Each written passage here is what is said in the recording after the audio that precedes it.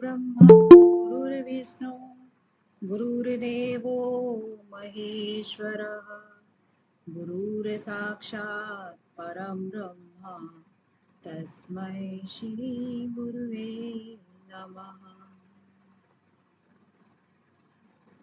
हरि ओम। Welcome Gita जी।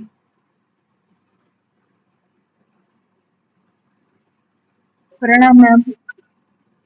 प्रणाम। हमने कल किए थे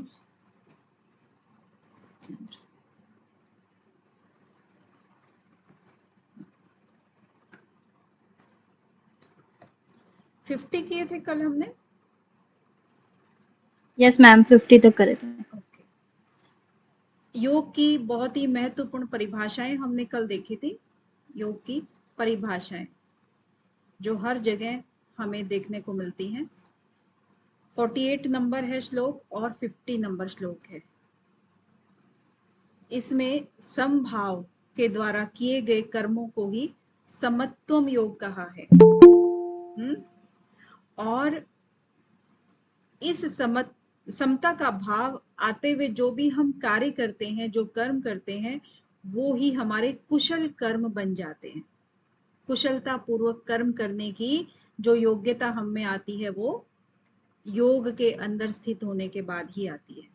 ठीक है, तो ये जो है असल में योग की महिमा ही कह रहे हैं कि योग की महिमा ही ये है कि जो भी योग में स्थित हो जाता है वो उसका कोई भी कार्य गलत नहीं हो सकता, कुशलता पूर्वक करता है।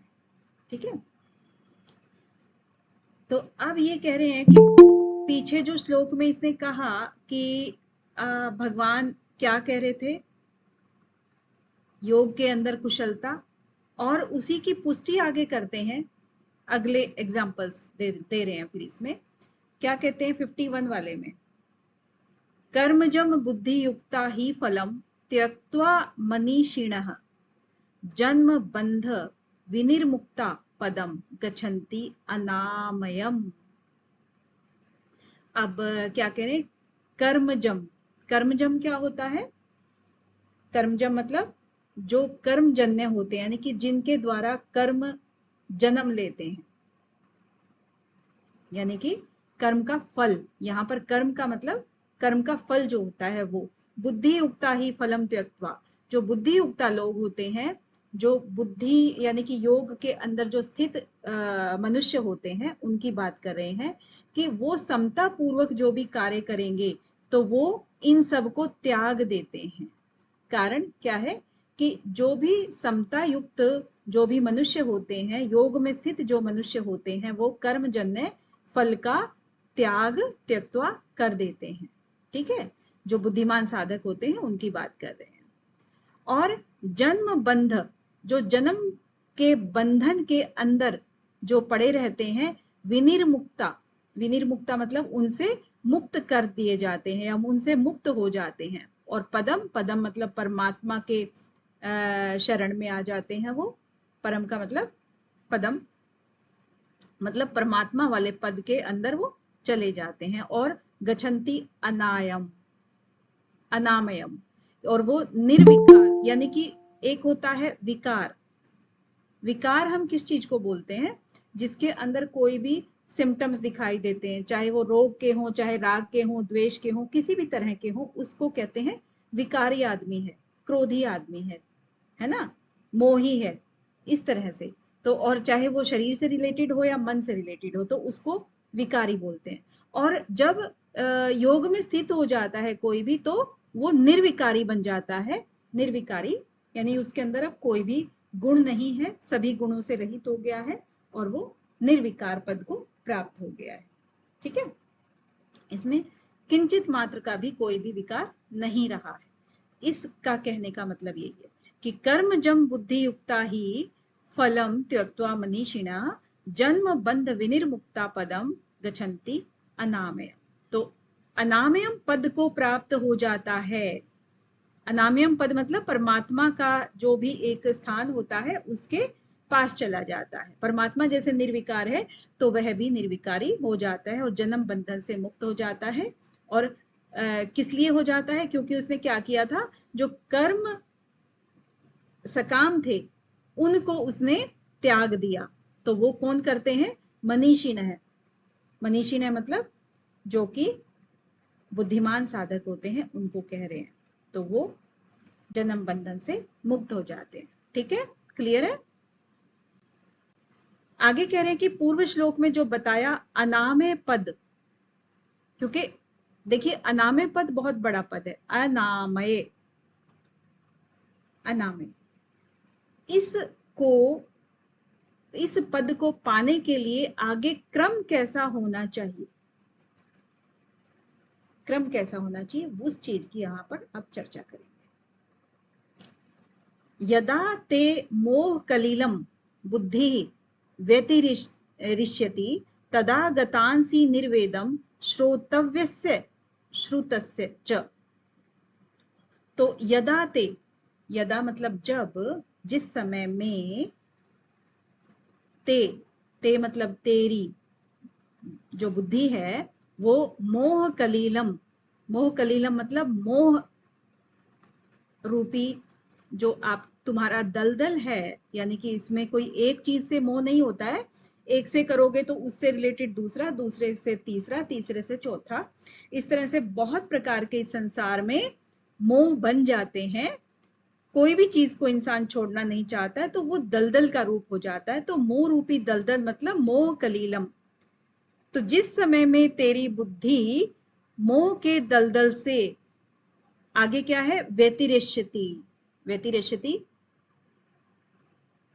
मतलब उसको पार कर जाएगी, उससे उसको समझो छोड़ देगी। ठीक है, तब, तदा उस समय में, उस समय में क्या होगा, गतांसी निर्वेदम, निर्वेदम तुम, निर्वेदम मतलब किसी भी उसमें मोह नहीं रहेगा तो क्या होगा, वैराग्य आ जाएगा, इसका उल्टा। ठीक है, तो वैराग्य को तू प्राप्त हो जाएगा। किस किस चीज के वैराग्य से प्राप्त हो जाएगा या वैराग्य को प्राप्त करेगा? श्रोतव्य से और श्रुतस्य। श्रोतव्य से यानी कि जो आपने सुने हुए हैं या सुनने योग्य सभी। तो यहां पर इसको थोड़ा सा डिटेल में देखते हैं हम कि श्रोतव्य और श्रुतव्य इनका क्या मतलब है। श्रोतव्य का मतलब है जो भी चीज तुमने, भोग असल में क्या है, तुमने जो सुने हुए भोग हैं या जो तुमने भोग लिए हैं, तो इसको भोग्य और भोगव्य जैसे बोलते हैं ना। तो यानी कि जो चीज भोग चुके हो और जो चीज तुम भोगना चाहते हो, यानी कि सुनी हुई चीजें जो आपने कर ली और जो तुम, और जो जितनी सुनी हुई चीजें वो करना चाहते हो। तो ये बेसिकली क्या है, जो संसार में है वो चीज श्रोतव्यस्य और श्रुतस्य। ठीक है, श्रुत, श्रुत का मतलब क्या होता है, जो इस लोक के अंदर है वो चीज आपने भोग ली। और श्रोतव्य, श्रोतव्य मतलब होता है कि जैसे ये कर्म करने से तो हमें क्या मिलेगा, स्वर्ग की प्राप्ति होगी, है ना। और कुछ लोग कहते हैं कि कितनी सारी कोई अप्सराएं मिलेंगी, है ना, वो चीजें जो बोलते हैं। तो अभी मिला कुछ नहीं है लेकिन आपने वो सुना हुआ है तो श्रोतव्य हो गया। श्रुत मतलब जो चीजें आपने यहाँ इन संसार में कि मुझे ये चाहिए, मुझे वो चाहिए, जरूरत की सब चीजें आपने सुनी हुई है कि इससे ये आराम मिलेगा, वो मिलेगा। ठीक है, तो वो उन सब से तुम्हारा क्या हो जाएगा, वैराग्य हो जाएगा, तुम उससे वैराग्य कर लोगे। तब, कब, जब तुम इस मोह रूपी दलदल को छोड़ दोगे, तब तुम्हारी बुद्धि जब इस मोह रूपी दलदल को छोड़ देगी तो पार कर जाएगी और सभी सुने हुए और सुनने योग्य जितनी भी चीजें हैं उन सब से तुम्हारा वैराग्य हो जाएगा। एक बार फिर से पढ़ लेते हैं। यदा ते मोह कलिलम बुद्धि व्यतिरिष्यति तदा गतांसि निर्वेदम श्रोतव्यस्य श्रुतस्य च। ठीक है, क्लियर है? आगे चलते हैं।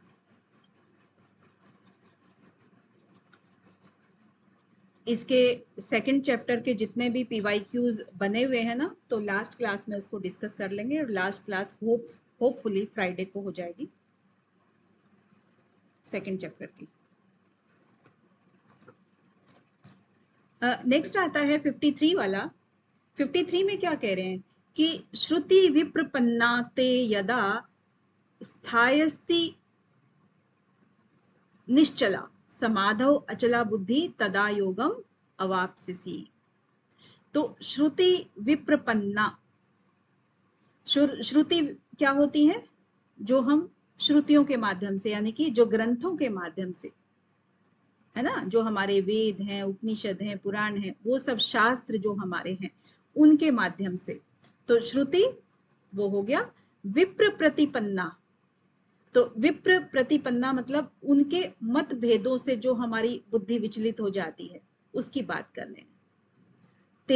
ते मीन्स तेरी, और यदा, यदा मीन्स जिस समय में, स्थायस्ति, स्थायस्ति मतलब जो हो जाएगी, तेरी जो बुद्धि है, जो तेरी जिस काल में शास्त्रीय मतभेदों से जितनी विचलित हो गई है बुद्धि, वो क्या हो जाएगी? निश्चल हो जाएगी। कब हो जाएगी? जब मोह कलील के दलदल से, यानी कि मोह के दलदल से तू जब बाहर आ जाएगा और सभी सुनी और सुनाई गई जितनी भी चीजें हैं उनसे जब तेरा वैराग्य हो जाएगा। क्रम है ये, देखिए, इस क्रम के बाद दूसरा क्रम ये आता है। तो क्या परिणाम हुआ इसका? ये इसका परिणाम हुआ ना, क्या कि जो भी तुमने सुनी है शास्त्रों की बातें, उनसे जितनी तेरी बुद्धि में कुछ शंकाएं पैदा हो गई थी, विचलित हो गई थी, तो वे सभी क्या हो जाएंगी? क्या हो जाएंगी? स्थायी हो जाएंगी, निश्चल हो जाएंगी। यानी कि कोई भी अब निश्चल, निश्चल मतलब जो अडिग रहेगा तू अब अपने ही उस पे। समाधव, समाधव मतलब परमात्मा में विलीन होना जैसे। अचला, अचल हो जाएगी बुद्धि, तुम्हारी बुद्धि की बात करें ना, तदा, तो फिर उस समय में क्या होगा? योगम अवाप्स्यसि, और जब तू फिर योग को प्राप्त हो जाएगा। ठीक है, तो क्या है? श्रुति विप्र प्रतिपन्ना ते यदा स्थायस्ति यति निश्चला समाधौ अचला बुद्धि तदा योगम अवाप्स्यसि। ठीक है, क्लियर है ना? क्लियर है? मैम एक बार रिपीट कर दीजिए। ओके, देखो, श्रुति विप्रपन्ना हम ऊपर से कर रहे थे इसको रिलेट, कि जब अनामय पद की प्राप्ति हमें करनी है, अनामय का मतलब पता है ना, कि जिसमें कोई विकार ना हो, अविकारी पुरुष। अविकारी पुरुष बनने के लिए हमें क्या करना होगा? ये जो मोह है, सबसे पहले इन्होंने बताया कि मोह रूपी दलदल जो है इस संसार का, मोह रूपी दलदल, इस दलदल से हमें छुटकारा पाना है। ठीक है, तब हमें जितने भी सुने हुए हैं, यानी कि सांसारिक, दूसरे शब्दों में हम कहें तो सांसारिक और पारलौकिक, लौकिक और दैविक हम कह सकते हैं, कोई भी नाम दे दो, और परलोक, लोक और परलोक, इनका, ये दोनों इसी चीज को डिनोट करते हैं। उनसे हमें क्या हो जाएगा?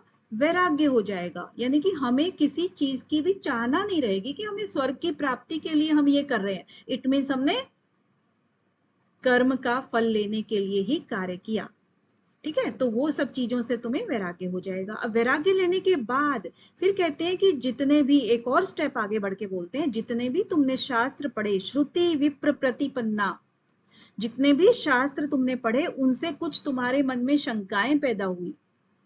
कोई कहता है कर्म करो, ठीक है, कर्म कांड, कोई कहता है भक्ति में जाओ, कोई कहता है किस तरह से, यानी कि कितने सारे तरीके होते हैं जो कि कहते हैं, है ना, तांत्रिक भी होते हैं और मांत्रिक भी होते हैं और कई तरह के होते हैं। तो जितनी श्रुतियों में जो चीजें कही गई हैं वो सब की सब आपकी जो बुद्धि है वो उनसे निश्चल हो जाएगी जब तुम मोह कालिक, यानी कि मोह रूपी दलदल में फंस करके इन सब चीजों से वैराग्य ले लोगे। ठीक है, तो वो आपकी बुद्धि क्या हो जाएगी? निश्चल हो जाएगी और स्थिर हो जाएगी, अचल हो जाएगी, परमात्मा में लीन हो जाएगी। कब? जब तुम योग में स्थित हो जाओगे। योगम अवाप्स्यसि। ठीक है, ठीक। जी मैम। अब देखिए आगे कि मोह, कलिक और श्रुति विप्र प्रतिपत्ति, इनको दूर होने पर योग को प्राप्त हुए स्थिर बुद्धि वाले पुरुष के विषय में अर्जुन फिर प्रश्न करते हैं। ये बहुत इंपॉर्टेंट है। इसमें अब देखो, इन्होंने भगवान श्री कृष्ण ने बता दिया कि इस तरह से तुम इस दलदल से छूट जाओगे और स्थित प्रज्ञ बन जाओगे, यानी कि योग में स्थित हो जाओगे। ठीक है, अब अर्जुन के मन में ये सवाल आया कि जो योग में स्थित हो जाते हैं उनके लक्षण क्या होते हैं। यही चीज आगे वो 4 प्रश्न करते हैं, 4 प्रश्न वो करते हैं भगवान श्री कृष्ण से। स्थित प्रज्ञ पुरुष के लक्षण, यानी कि स्थिर बुद्धि जो हो जाते हैं उनके विषय में कौन कौन से प्रश्न करते हैं और भगवान उनका किस तरीके से आंसर देते हैं, उसको ध्यान से हमें देखना है। ये यहाँ पर कलिल है ना कि कलिक है। ठीक है, थोड़ा सा टाइपिंग मिस्टेक है। अर्जुन उवाच, अर्जुन जी पूछते हैं, स्थित प्रज्ञस्य का भाषा समाधिस्थस्य केशवः स्थितधि किम प्रभाषेत किम आसीत वर्जेत किम। अब इसने देखिए क्या क्या पूछा कि स्थित प्रज्ञस्य, जो स्थित प्रज्ञ होते हैं, जो योग में स्थित होते हैं, उनकी का भाषा, कौन सी उनकी भाषा होती है। स्थिर बुद्धि वाले मनुष्यों की क्या लक्षण होते हैं। बेसिकली भाषा का मतलब है लक्षण, किस तरह से वो, भाषा का मतलब यहाँ पे भाषण नहीं है, बोलना नहीं है, कि वो क्या क्या चीजें होती हैं। तो सबसे पहला प्रश्न तो हम इसी को मान लेंगे कि का भाषा। समाधिस्थस्य केशवः, समाधिस्थस्य मतलब परमात्मा में जो स्थित होते हैं, स्थित प्रज्ञ होते हैं, उनका हे केशव क्या लक्षण है। अब आगे सेकंड बोलता है कि स्थित धी किम प्रभाषेत, यानी कि जो स्थिर बुद्धि होता है, धी का मतलब बुद्धि होता है ना, तो जो जिनकी बुद्धि स्थित होती है, स्थिर होती है, वो कैसे प्रभाषित, किस तरह से बोलते हैं। भाषा मतलब यहाँ पर ये भाषा मतलब प्रभाषित, किस तरह से वो वचन करते हैं, बोलते हैं। ठीक है, और किम आसीत, तीसरा क्वेश्चन, ये दूसरा क्वेश्चन, और किम आसीत किस तरह से वो बैठते हैं। वज्रेत किम, और किस तरह से वो चलते हैं। ठीक है, चलना। तो 4 तरह के क्वेश्चन उन्होंने पूछे, का भाषा और किम प्रभाषेत, किम आसीत और किम वर्जेत। ठीक है, इसमें और कुछ नहीं है, सिर्फ प्रश्न प्रश्न है। अब भगवान आगे के श्लोक में अर्जुन के पहले प्रश्न का उत्तर देते हैं। तो पहला प्रश्न क्या था कि उनके लक्षण क्या है। लक्षण, लक्षण में क्या कहते हैं कि प्रजहाति यदा कामान सर्वान पार्थ मनोगतान आत्मनि एव आत्मना तुष्टः स्थित प्रज्ञ तदा उच्यते। अब यहां पर क्या है, प्रजहाति, प्रजहाति होता है मतलब एक होता है त्याग करना और एक होता है अच्छी तरह से त्याग कर देना। जहाती जो होता है ना, उसका मतलब होता है त्याग करना, यानी किसी चीज को छोड़ देना। और प्र लग गया है, इट मीन्स ये हुआ कि बिल्कुल छोड़ देना, अच्छी तरह से छोड़ देना। ठीक है, तो प्रजहाति यदा कामान, यदा मतलब जिस काल में। अब यहाँ बहुत जगह पर यदा आया है, उसका आप देखना जिस काल में। ठीक है, यदा कदा तदा ऐसा कुछ होता है ना, यदा तदा 2 आते हैं ना ऐसे करके एक ही सेंटेंस में, जिस काल में, और तदा मतलब उस काल में। तो यदा मतलब जिस काल में, कामान, कामान क्या होता है, कामान बताइए बताइए, बहुत इजी है, कामनाओं का, कामनाओं की। हाँ, सर्वान, सर्वान मतलब संपूर्ण, और पार्थ, पार्थ को संबोधित कर रहे हैं मनोगतान, यानी कि मन में आई हुई, मन और गतान। ठीक है ना, मन में आई हुई जितनी भी कामनाएं हैं उनको जो वो छोड़ देता है, यानी कि सिर्फ ऐसे ही नहीं छोड़ देता है, अच्छी तरह से छोड़ देता है, पूरी तरह से त्याग कर देता है। ठीक है, जितनी भी सारी की सारी जितनी भी मन में आई हुई जितनी कामनाएं हैं उनका जब वह अच्छी तरह से त्याग कर देता है, आत्मनि एव आत्मना तुष्ट स्थित प्रज्ञ तदा उच्चेत, तदा यानी कि उस समय में क्या होता है, आत्मनि, आत्मनि मतलब अपने आप में, और आत्मना, आत्मना मतलब अपने आप से ही, यानी कि अपने आप से ही, अपने आप में ही, एव मतलब ही, वो क्या रहता है, तुष्ट, तुष्ट मतलब संतुष्ट रहता है।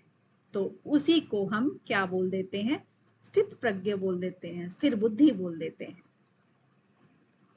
ठीक है, अब क्या मतलब हुआ पूरे का, प्रजहाति यदा कामान सर्वान पार्थ मनोगतान आत्मनि एव आत्मना तुष्ट स्थित प्रज्ञा तदा उच्यते, यानी कि जिस समय में, यदा है ना, जिस समय में मन में आई हुई जितनी भी कामनाएं हैं उन सब का अच्छी तरह से त्याग कर देना और अपने आप में ही, अपने आप से ही, अपने आप में ही संतुष्ट रहना, उसी को वो उस समय में कहते हैं कि वो स्थित प्रज्ञ हो गया। और किसको कह रहे हैं, कौन किसको कह रहा है, भगवान कह रहे हैं अर्जुन को। हाँ, भगवान कह रहे हैं अर्जुन को, हे पार्थ। ठीक है, तो अब देखिए इन्होंने क्या बता दिया, लक्षण बता दिया इनका, लक्षण बताया। लक्षण में क्या हुआ कि जो सभी कामनाओं का संपूर्ण त्याग कर देता है और अपने आप से ही, अपने आप में ही संतुष्ट रहता है, वो स्थिर बुद्धि होता है, उसी का लक्षण है स्थिर बुद्धि का। अब आगे के 2 श्लोकों में क्या कह रहे हैं कि कैसे बोलता है, कौन, स्थित प्रज्ञ जो होता है मनुष्य, वो कैसे बोलता है, ये 2 श्लोकों में आएगा। दुखेषु अनुद अनुद अनुद्गमना, पढ़ना मुझे भी नहीं आता अनुद्गमना सुखेषु विगत स्पृह वीतराग भय क्रोध स्थित धी मुनि उच्यते। तो ये क्या है, दुखेषु, दुखेषु मतलब जो दुखों की प्राप्ति होने पर जो उद्विग्न नहीं होता, ठीक है ना, वो उद्विग्न मतलब दुखी नहीं होता है, दुखों की प्राप्ति से जिसका मन, मना है ना, मन उद्विग्न नहीं होता है और सुख की प्राप्ति पर वो स्पृहा नहीं करता है, ठीक है, उसे चिपकता नहीं है। वीतराग भय और क्रोध, ये 4 चीजें हैं, वीतराग भय और क्रोध, इनसे वो सब रहित हो गया है, सर्वथा रहित हो गया है। ठीक है, स्थित धी मुनि उच्चते, उसी को क्या कहते हैं, स्थित धी, यानी कि स्थिर बुद्धि, यानी कि स्थित प्रज्ञ। मुनि मतलब मनन करने वाला जो भी होता है मनुष्य, उसको मुनि कहते हैं। तो ऐसे मनन करने वाले मनुष्य को स्थिर बुद्धि कहा जाता है। अब इसमें आपके जो क्वेश्चन है वो बन सकते हैं कि स्थित प्रज्ञ पुरुष के लक्षण, लक्षण के नाम पर आपका अगर इस श्लोक में से कुछ आता है तो आपको बताना है, और अगर बोलने के पर्पज से आता है, कैसे बोलता है उसके पर्पज से आता है, तो आपको ये वाले लक्षण और आने वाले लक्षण जो है ना वो आपको बताने होंगे। मिक्स करके भी दे देंगे तो आपको छांटना होगा। ठीक है, तो दुखेषु अनुद्गम, अब ये मुझे नहीं बोलना आ रहा है, अन उद्विग्न मना, अब बोलना आ गया, हाँ, अन उद्विग्न मना सुखेषु विगत स्पृह वीतराग भय क्रोध स्थित धी मुनि उच्यते। ठीक है, क्लियर है या और एक्सप्लेन करना है इसको?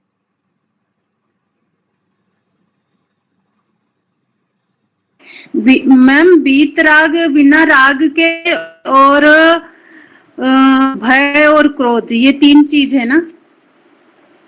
हाँ, वीत राग मतलब जी। जिसके राग बीत गए हों, भय और क्रोध ये वाले, यानी कि तीनों चीजें, वीत इन्होंने ना तीनों के पहले लगा दिया ना, इसका मतलब है जी मैम। राग भी बीत गए, भय भी बीत गए, क्रोध भी बीत गया जिसका। जी मैम। ठीक है वो। जी तो मैम। आपका क्लियर हो गया। नेक्स्ट है, जी। यह सर्वत्र अभी अनभिस्नेह तत् तत् प्राप्य शुभाशुभम न अभिनंदति न द्वेष्टि तस्य प्रज्ञा प्रतिष्ठिता। यानी कि यह मतलब जो मनुष्य, किसकी बात कर रहे हैं, अभी हम स्थित प्रज्ञ की ही बात कर रहे हैं, कि वो उसी के बारे में कह रहे हैं कि जो मनुष्य सर्वत्र सभी जगह अन अनभिस्नेह, यानी कि स्नेह नहीं है ना जिसका, तो स्नेह का मतलब है उसका कुछ भी अटैचमेंट नहीं है किसी भी चीज से। तो अटैचमेंट नहीं है तो उसको दूसरे शब्दों में कहेंगे कि आसक्ति नहीं है।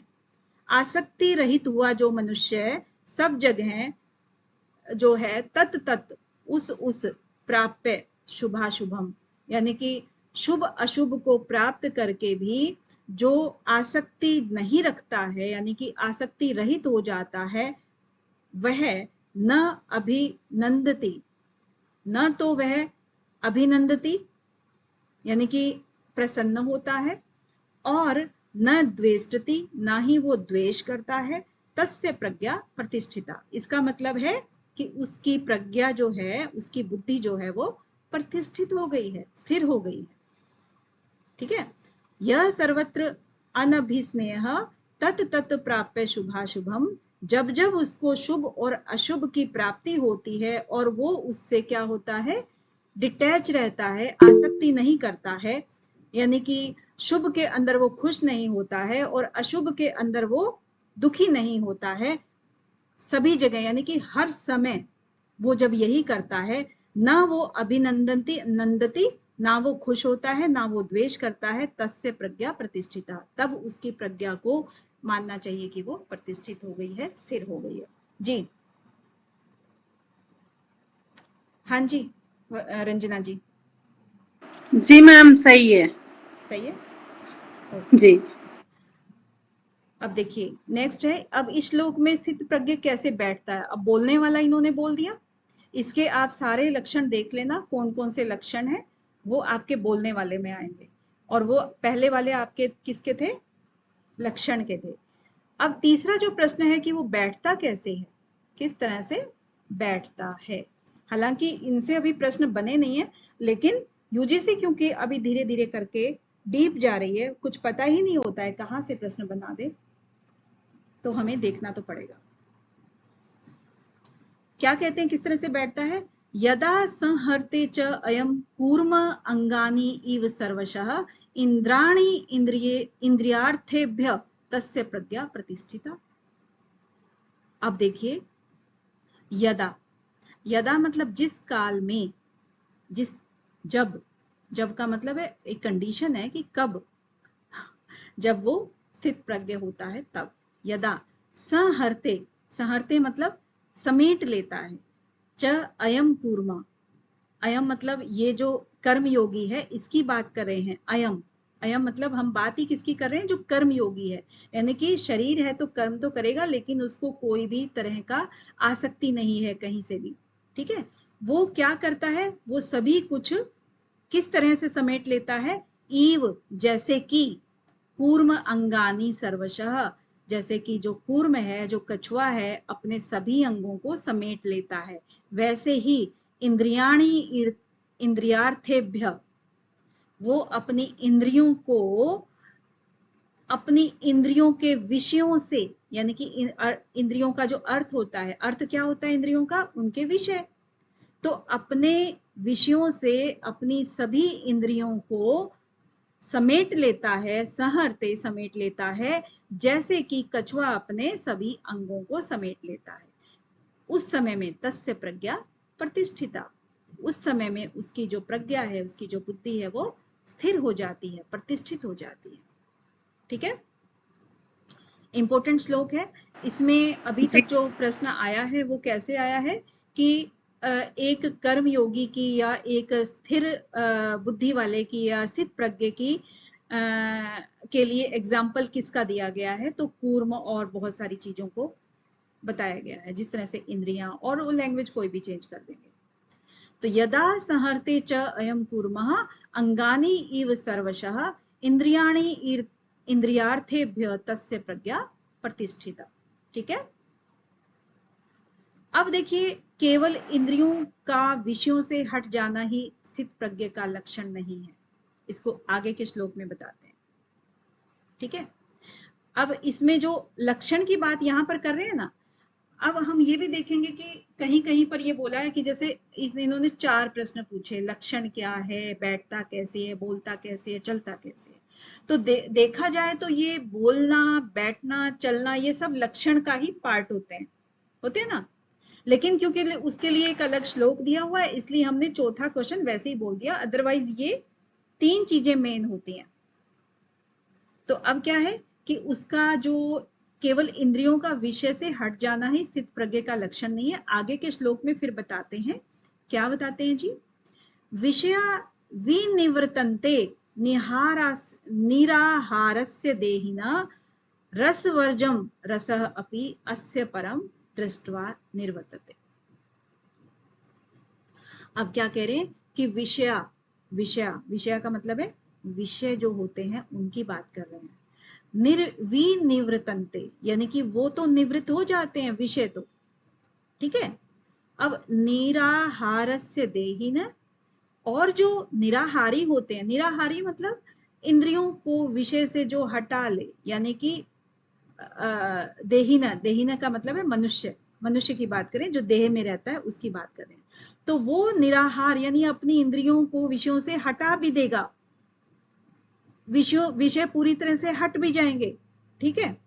अब ये कंडीशन है, देखिएगा अब क्या होगा ये, क्योंकि यही बात ऊपर कह के आ रहे थे, रस वर्जम रसः अपि, रस वर्जम यानी कि रस जो होता है वो निवृत्त नहीं होता है। अब रस का मतलब क्या हुआ, देखिए रस का मतलब होता है कि अगर संतरा है या अनार है, वो मूर्त रूप में कुछ अलग होता है, लेकिन जब उसका रस निकाल दिया जाए, निचोड़ निकाल दिया जाए, पूरा उसको निचोड़ दिया जाए तो रस निकलता है ना, तो वो अनार या अमरूद नहीं रह जाता है। ठीक है। ये उसका सूक्ष्म रूप हो गया, यानी कि जो एक बड़ी चीज थी उसको उसने थोड़ा सा छोटा कर दिया। तो अब ये जो रस है, यानी कि जो हमने भोगे थे, यानी कि हमने पनीर की सब्जी खाई थी अगर, तो वो टेस्ट तो रह गया, ठीक है मैंने पनीर त्याग दिया, लेकिन उसका टेस्ट अभी भी मन में है। ठीक है, वो आप तन्मात्राओं से इसको ले सकते हो। तो रस वर्जनम रस अपि, जो उसके रस होते हैं उनके अंदर सूक्ष्म रूप में जो आसक्ति बनी रहती है, अस्य परम दृष्ट्वा निवृत्तते।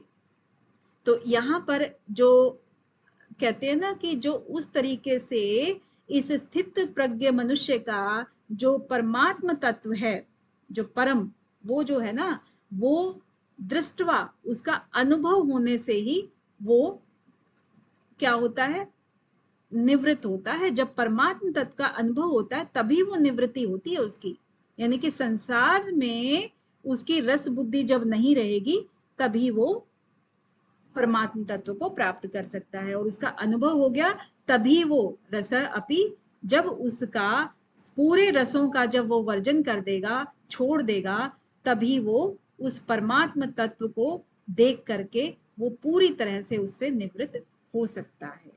यानी कि एकदम नहीं होगा, सूक्ष्म रूप में तब बना रहेगा तब तक जब तक कि वो पूरी तरह से रसों को त्याग करके और परमात्मा को साक्षात्कार कर लेता है। दृष्टवा, जब उसका साक्षात्कार हो जाता है तभी वो मिटता है। ठीक है। अब रस की निवृत्ति न हो तो क्या आपत्ति है, मान लीजिए रस की निवृत्ति नहीं हुई तो कहते हैं ययत ही अपि कौन्तेय पुरुषस्य विपश्चितः इंद्रियाणि प्रमाथीनि हरन्ति प्रसभम मनः। तो अब कहते हैं यततः, यानी कि जब हम यत्न करते हैं, कारण क्या है, ही का मतलब है कारण, कि यत्न करते हैं जब, हे कौन्तेय,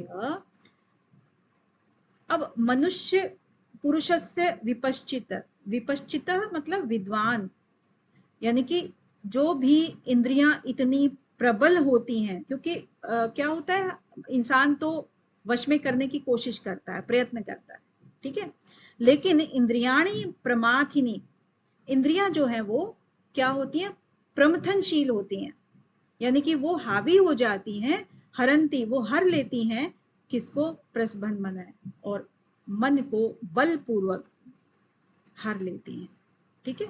तो बेशक हम छोड़ दें, लेकिन फिर भी हर इंद्री जो होती है ना, वो अपने अपने विषयों की तरफ भटकती रहती हैं और हमारा ध्यान उस तरफ भटकाती रहती हैं।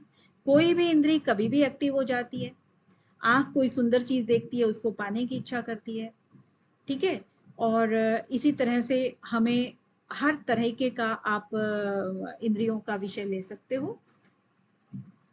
यतता ही अपि कौन्तेय पुरुषस्य विपश्चितः इंद्रियाणि प्रमाथिनी हरन्ति प्रसभः मन, ठीक है, क्लियर हुआ जी हे मैम। अर्जुन। इंद्रियां इतनी प्रबल और वेगवान होती हैं कि जो मनुष्य इंद्रियों को वश में करने का प्रयत्न करता है, तो उस विवेकी मनुष्य के मन को भी बलपूर्वक वो हर लेती हैं।